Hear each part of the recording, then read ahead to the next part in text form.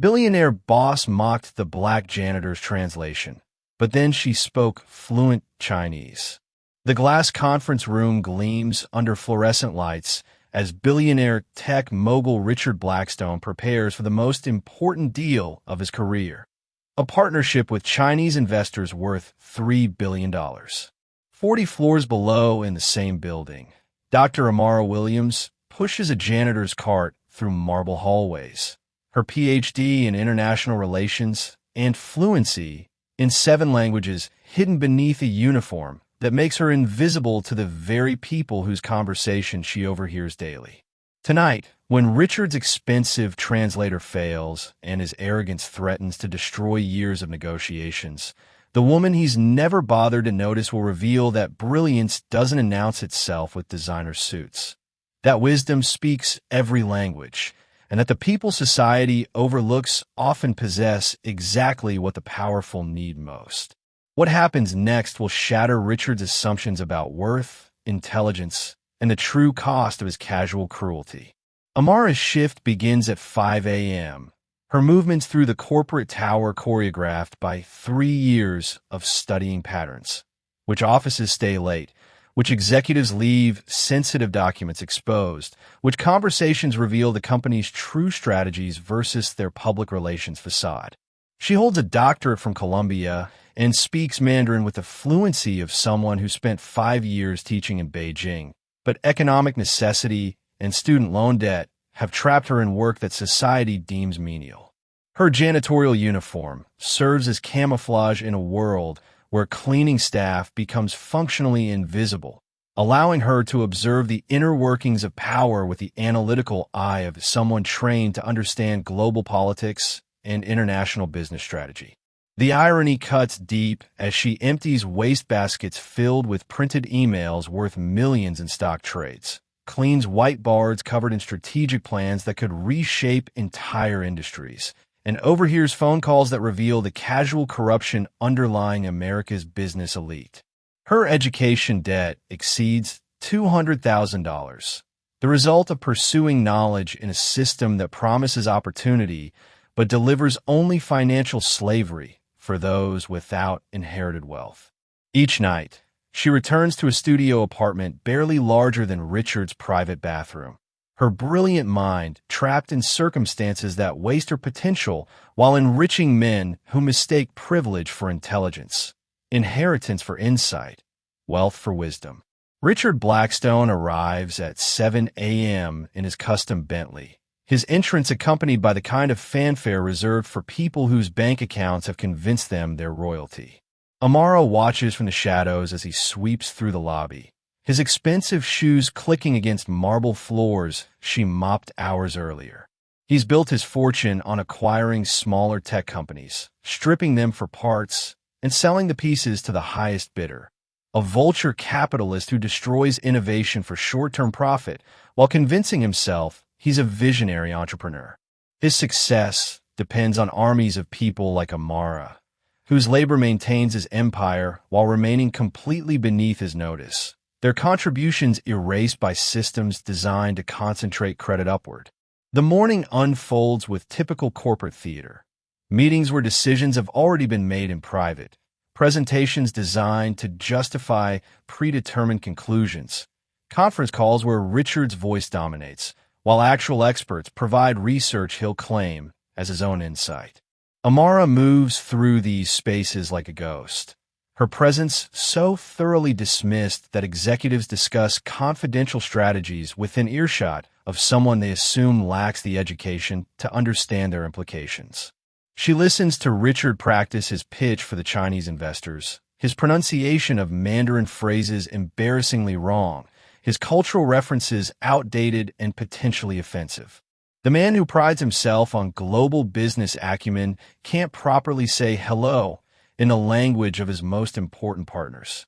As noon approaches, tension builds throughout the executive floor.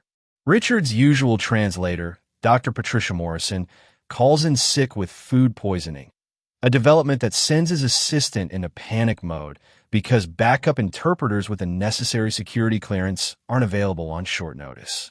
Amara continues cleaning nearby offices, her ears attuned to increasingly frantic phone calls as Richard's team tries to postpone a meeting that represents 2 years of delicate negotiations. The Chinese delegation, led by the formidable businesswoman Chen Weiming, has flown in specifically for today's signing ceremony. Postponement would signal weakness, potentially killing a deal that could reshape both companies' futures. Richard's arrogance has always depended on controlling every variable, but now he faces a crisis his money can't immediately solve. The conference room buzzes with nervous energy as Richard's team scrambles to address the translation crisis while maintaining the illusion of competence that billion-dollar deals require. Amara enters to clean the adjacent boardroom, her movements methodical and unnoticed as executives pace like caged animals, their carefully planned presentation crumbling without proper linguistic support. Through the glass walls, she observes Richard barking orders at his assistant, his face flushed with the rage of someone unaccustomed to problems that money can't instantly resolve. Find me someone who speaks Chinese now. I don't care what it costs.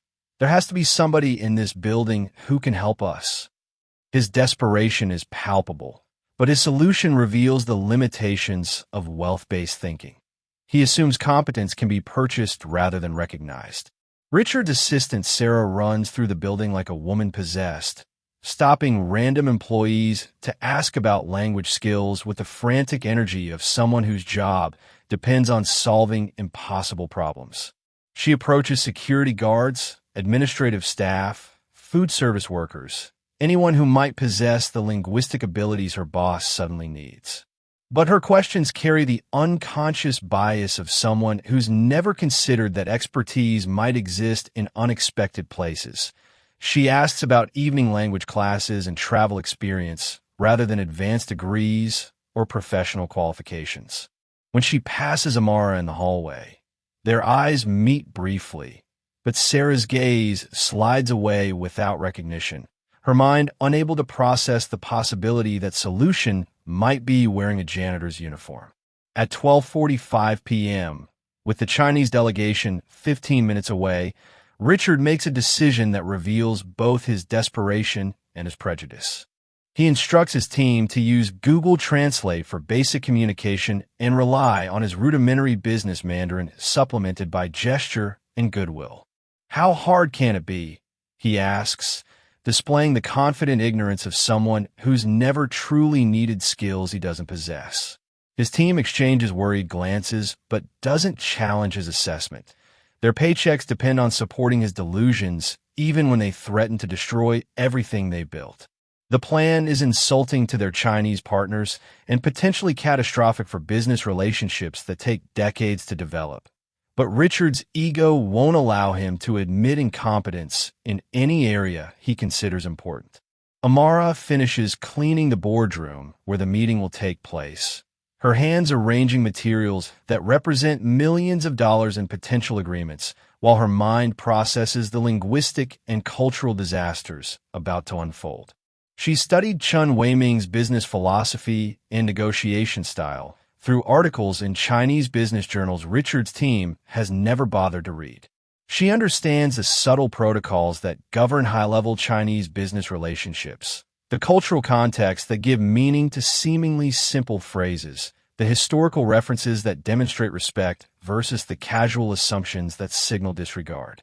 Watching Richard prepare to butcher both language and cultural norms feels like watching someone prepare to insult a master artist while claiming to appreciate their work. The Chinese delegation arrives with the punctuality that Richard's team has learned to expect from serious international partners. Chen Weiming enters the building with quiet authority, her presence commanding respect from everyone who recognizes competence when they see it. She's built her technology empire through brilliant strategic thinking and meticulous attention to detail, qualities that make Richard's casual approach to today's meeting particularly dangerous. Amara watches through security monitors as the delegation moves through the lobby, their body language revealing both anticipation and wariness. They've traveled thousands of miles for this meeting, investing significant time and resources in a partnership they hope will prove mutually beneficial. They deserve better than the cultural chaos Richard is about to inflict on them. The conference room fills with awkward tension as introductions begin, Richard's butchered Mandarin pronunciation creating visible discomfort among the Chinese delegation. Chen Weiming's eyebrows rise slightly at his mangled attempt to say welcome, her diplomatic training preventing her from showing the full extent of her reaction to his linguistic incompetence. Richard plows forward with oblivious confidence, his gestures becoming more dramatic as he attempts to compensate for his inability to communicate effectively. We are very, how do you say excited? Happy about this partnership thing? His English mixed with random Chinese words creates a pidgin that would be embarrassing from a tourist, let alone a billionaire seeking $3 billion in investment capital. Amara continues her cleaning routine in the adjacent boardroom, but her attention remains fixed on the cultural disaster unfolding next door. Through the glass wall, she watches Chen Weiming's team exchange subtle glances that communicate volumes about their assessment of Richard's preparation and respect for their language. In Chinese business culture, the effort to learn proper greetings and show linguistic respect signals serious intent and cultural awareness. Richard's casual butchery of their language suggests he views them as a source of money rather than partners worthy of genuine respect. The meeting hasn't even begun, and he's already undermining 2 years of careful relationship building through his arrogant assumption that enthusiasm can substitute for competence. The situation deteriorates rapidly as Richard attempts to explain his company's technology platform using Google Translate on his phone, reading robotic translations that strip all nuance and cultural context from complex business concepts. Chen Weiming listens with increasing concern, her questions revealing that she's not understanding Richard's core value proposition because the translation software can't handle technical terminology or cultural metaphors that give meaning to business relationships. "I'm sorry," she says in English, her tone diplomatic but firm, "but I think there may be some confusion about what you're proposing. Could you perhaps explain again, more slowly?" Her polite request masks growing frustration with Richard's unprofessional approach to what should be the most important conversation of his business career. Richard's response reveals the ugly racism underlying his apparent desperation for Chinese investment. "Look, I know English isn't your first language, but this is pretty simple stuff. We make technology, you give us money, everybody wins. Right?"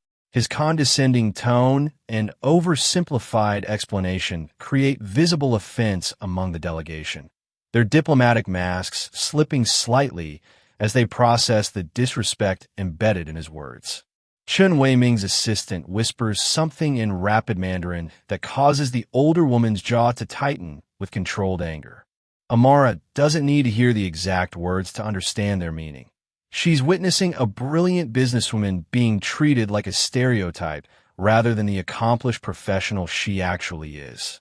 The breaking point comes when Richard attempts to explain his company's competitive advantages using a mixture of broken Chinese and exaggerated hand gestures that veer into unintentionally offensive territory.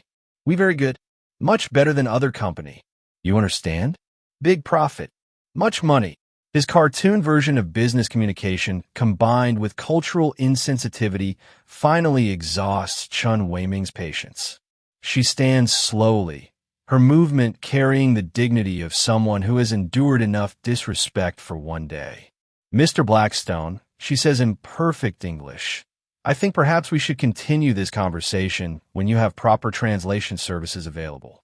This approach does not reflect the seriousness we expected from this partnership. Her words carry the finality of someone preparing to walk away from $3 billion because respect matters more than money. Panic spreads through Richard's team as they realize Chen Weiming is preparing to leave, taking with her the largest deal in their company's history. Richard's face cycles through confusion and rage as he watches 2 years of negotiations crumble because of his arrogant assumption that passion could substitute for preparation. "Wait, wait," he calls out, his voice carrying the desperation of someone who has suddenly realized that some mistakes can't be fixed with money or bluster. "There has to be someone in this building who can help us communicate properly.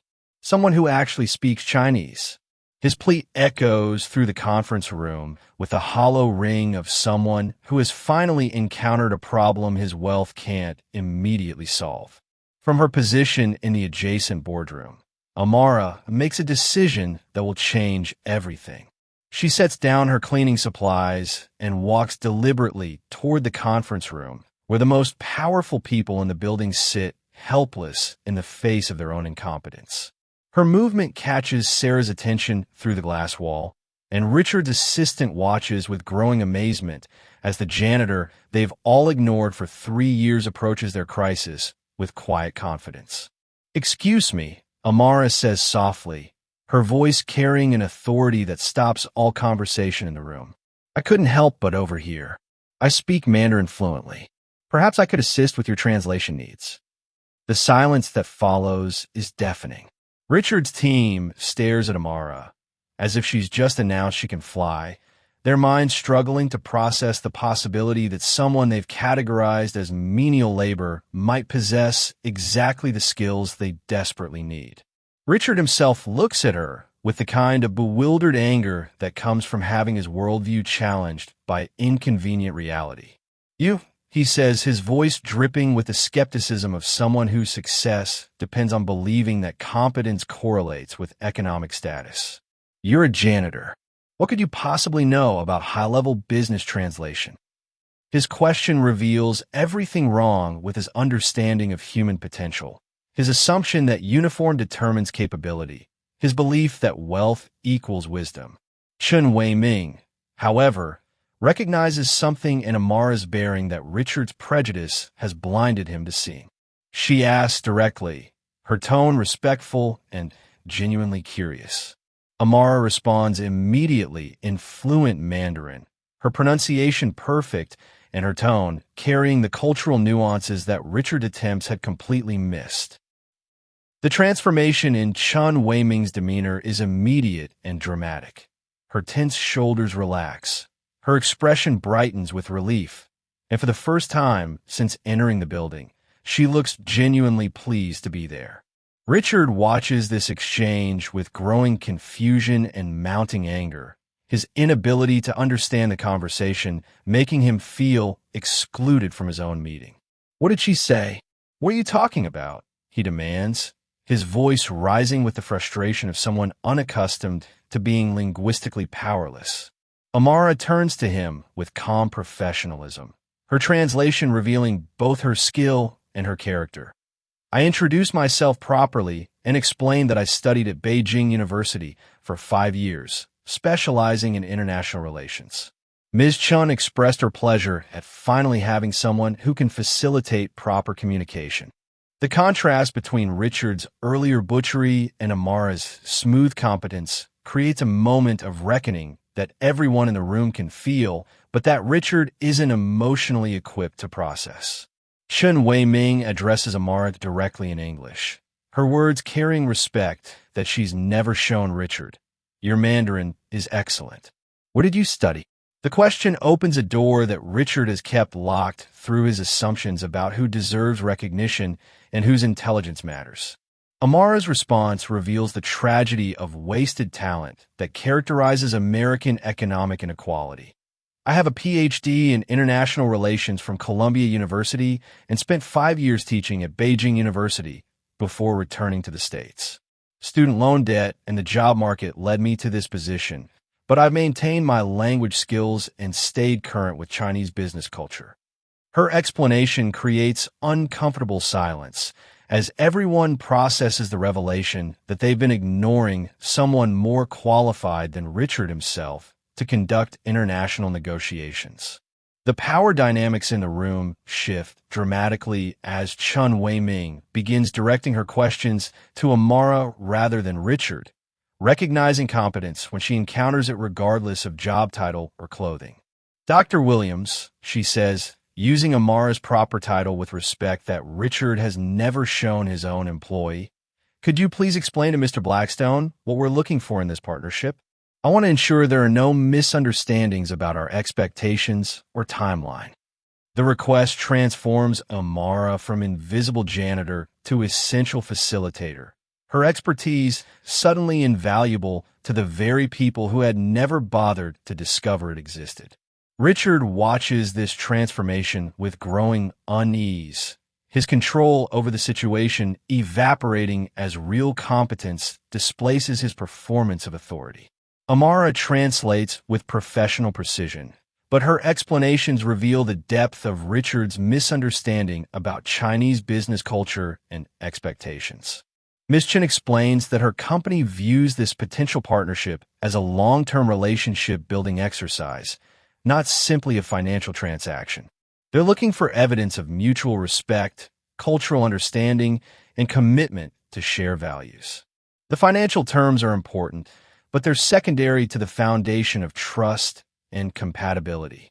Her words highlight everything Richard has gotten wrong in his approach: his focus on money over relationships, his dismissal of cultural protocols, his assumption that Chinese investors are desperate for American partnerships rather than selective partners evaluating multiple opportunities.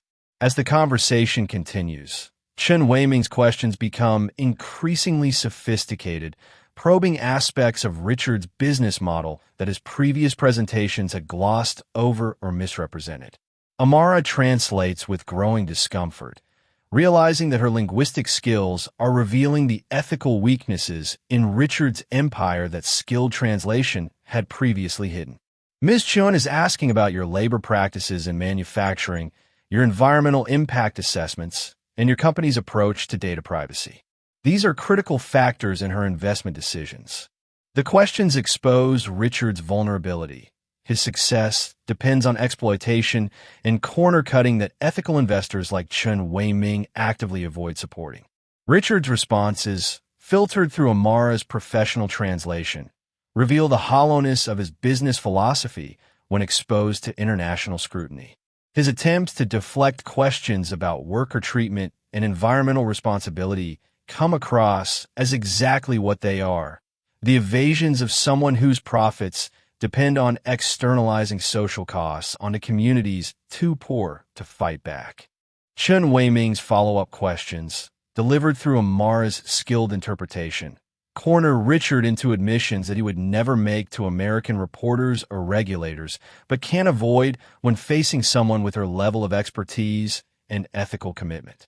The meeting reaches a turning point when Chen Weiming asks Amara to explain something that stops everyone cold. Dr. Williams, could you ask Mr. Blackstone why he believed Chinese investors would want to partner with a company that treats its own highly qualified employees so poorly? If he has a PhD-level expert working as janitorial staff due to economic necessity, what does that suggest about how he values human capital and intellectual resources? The question cuts to the heart of everything wrong with Richard's leadership philosophy, exposing the contradiction between his claims about valuing talent and his actual treatment of the brilliant people working within his organization. The silence following Chen Weiming's question stretches like a chasm between worlds, one where respect determines relationships, and another where power determines treatment. Richard realizes that his casual dismissal of Amara's potential has become evidence of systematic management failures that could destroy not just this deal, but his reputation in international business circles where competence and character matter more than inherited wealth. For the first time in his career, he faces consequences for assumptions that seemed costless when they only affected people he considered beneath his notice. Now, those same assumptions threaten everything he's built, and the very person he dismissed holds the key to either salvation or complete destruction of his dreams. The conference room falls silent as Richard processes the full implications of Chen Weiming's devastating question, his face cycling through confusion, anger, and something approaching panic as he realizes his entire business model has been exposed as morally bankrupt. Amara stands between the two billionaires like a bridge between different concepts of value, one measuring worth by wisdom and respect, the other by accumulation and dominance. Her presence forces a reckoning that Richard's wealth has always allowed him to avoid. The confrontation between his assumptions about merit and the reality of talent existing in places his prejudice prevented him from seeing. The woman he's paid minimum wage for years possesses exactly the skills and knowledge he desperately needs, but his systematic devaluation of her humanity has created barriers that money alone cannot break down. Chen Wei-ming continues her pointed inquiry, her questions revealing the depth of due diligence that sophisticated international investors conduct before committing billions to American partnerships.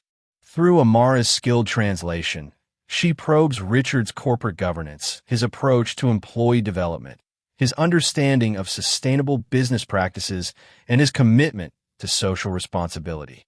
Each question exposes another area where Richard's focus on short-term profit extraction has left him unprepared for partnerships with companies that view business as a tool for building better societies rather than simply concentrating wealth. His answers, filtered through Amara's professional competence, reveal a man whose success depends on systems he's never bothered to examine or justify.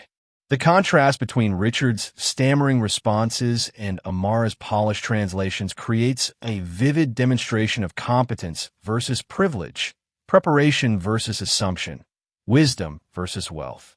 Chen Wei-ming begins directing more questions to Amara herself, recognizing someone whose knowledge of international business and cultural nuance far exceeds that of the man supposedly leading the negotiations. Dr. Williams, in your assessment, what would be the primary challenges in implementing the technological integration Mr. Blackstone is proposing? The question acknowledges Amara's expertise while implicitly asking her to evaluate her own employer's competence, a moment that crystallizes the absurdity of systems that waste human potential through economic discrimination. Amara faces an impossible choice: provide honest analysis that reveals Richard's plan's fundamental flaws, or protect her employment by supporting proposals she knows are doomed to fail. Her response reveals character forged through years of watching competence dismissed while incompetence gets rewarded. Ms. Chun, with respect, I believe there are significant technical and cultural challenges that haven't been adequately addressed in the current proposal. The integration timeline is unrealistic, the cultural adaptation strategies are insufficient, and the technology transfer protocols don't reflect best practices for Chinese market entry. Her professional assessment demolishes months of Richard's presentations, but her honesty also represents the kind of integrity that Chen Wei-ming's company values in potential partners. Richard explodes with rage at what he perceives as betrayal, his true character emerging when his carefully constructed facade crumbles under pressure. How dare you undermine me in front of investors? You're a janitor. You work for me. You don't get to have opinions about business strategy. His outburst reveals everything toxic about his leadership style. The assumption that employment equals ownership, that paying wages grants rights to silence and submission, that economic power justifies personal humiliation. Chen Wei-ming watches his performance with growing disgust, her assessment of his character completing the destruction of 2 years' worth of relationship building. His reaction to Amara's competence tells her everything she needs to know about what partnership with his company would actually entail.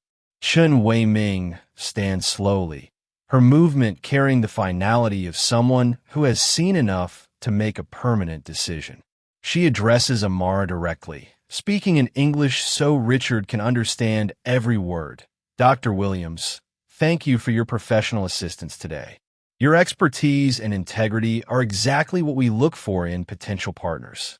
Then she turns to Richard, her voice carrying the dismissive tone reserved for people who have revealed themselves unworthy of serious consideration. Mr. Blackstone, my company will not be moving forward with this partnership.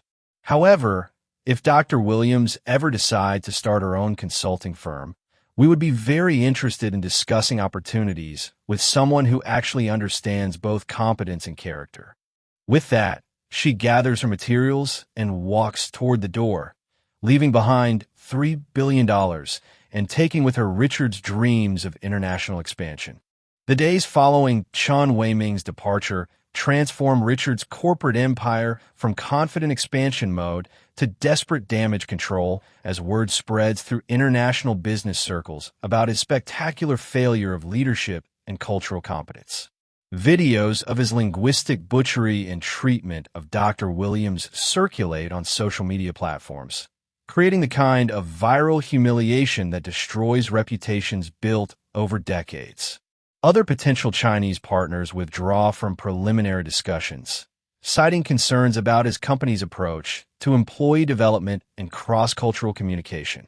Richard discovers that in an interconnected global economy, respect for human dignity isn't just morally important. It's essential for business success at the highest levels.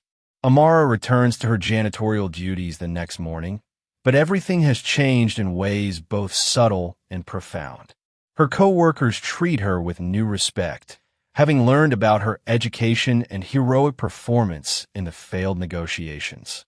Richard's executives, who previously ignored her existence, now nod politely when she passes their offices, their casual dismissal replaced by uncomfortable awareness of their own prejudices.